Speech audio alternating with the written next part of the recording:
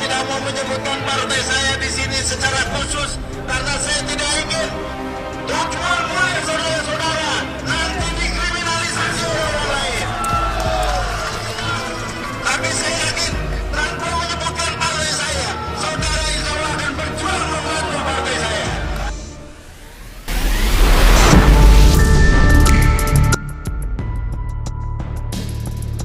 Revisi Undang-Undang Desa dipenuhi dengan adanya nuansa politik jelang pemilu 2024. Perubahan Undang-Undang Desa akan disampaikan ke rapat paripurna DPR sebagai draft usulan DPR setelah disetujui rapat paripurna. Menanggapi hal tersebut, Herman N. Suparman, Direktur Eksekutif Komite Pemantau Pelaksanaan Otonomi Daerah (KPPOD), menilai perubahan Undang-Undang Desa saat ini belum waktunya karena dilakukan pada tahun politik. Penyesuaian itu diduga merupakan upaya kooperatif anggota DPR, kepala desa, dan perangkat desa dalam persiapan pemilu tahun depan. Artinya itu revisi Undang-Undang Desa baru akan sangat elok kalau dilakukan tahun 2025.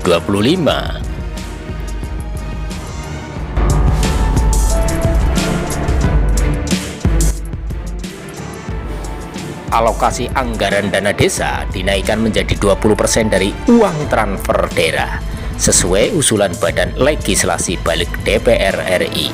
Hal itu diputuskan dalam rapat paripurna yang digelar untuk mengambil keputusan terkait penyusunan RUU perubahan kedua atas Undang-Undang Nomor 6 Tahun 2014 tentang Desa.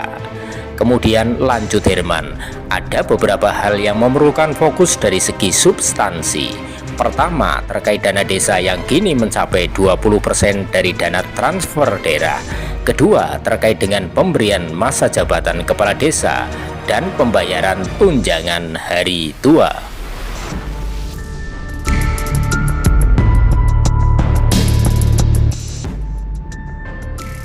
Menurutnya, aspek pengelolaan uang desa harus diperhatikan untuk meningkatkan kualitas perencanaan, penganggaran, perumusan kebijakan, dan pelayanan di tingkat desa. KPPOD memandang penambahan masa jabatan kepala desa dari 6 tahun menjadi 9 tahun justru menambah masalah jika kepala desa tidak mempunyai kapasitas dan integritas yang baik.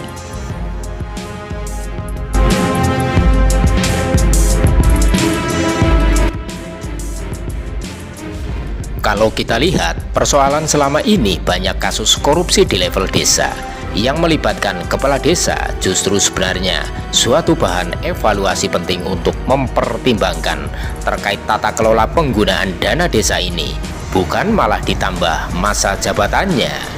Kemudian terkait tunjangan purna jabatan Kades, KPPOD mempertanyakan dasar pemikiran pemberian penghargaan tersebut. Herman berpendapat, ketersediaan dana pensiun tidak serta-merta mengangkat atau meningkatkan standar pengelolaan dana daerah.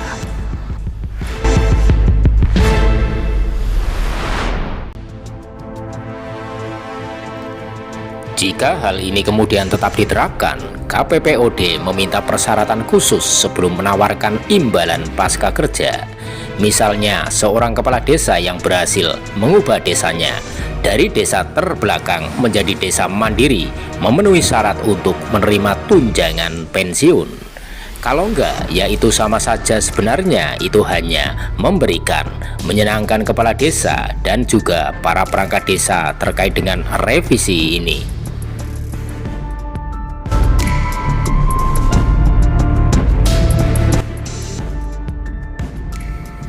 Dihubungi secara terpisah Direktur Center of Economic and Law Studies Bima Yudhistira Adinegara mengatakan revisi Undang-Undang Desa perlu dikaji dari sisi kesiapan anggaran karena jumlah kepala desa yang sekitar 75.000 desa.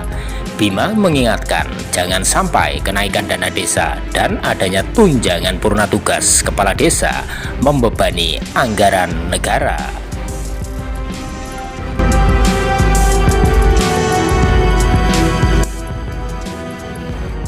Sementara banyak kebutuhan yang lebih urgen untuk mengembangkan desa. Supratman Andi Aktas, Ketua Badan Legislatif Balik DPR, sebelumnya telah membahas pokok-pokok pembahasan RUU Desa berbasis pembahasan pansus. Di antaranya, memberikan tunjangan pensiun bagi kepala desa, mengelola BUMDes, dan mengelola uang desa untuk meningkatkan kualitas masyarakat desa.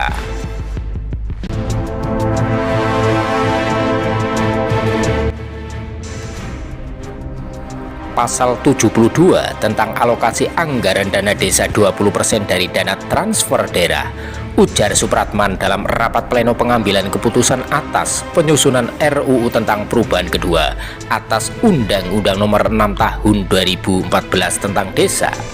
Saat ini terdapat lebih dari 74.000 desa dengan alokasi anggaran sebesar 8,3% dari uang transfer daerah atau sekitar 74 triliun rupiah. Dia berpendapat bahwa lebih banyak dana desa dapat membantu desa berkembang lebih kuat, lebih mandiri, dan menjadi mesin ekspansi ekonomi negara.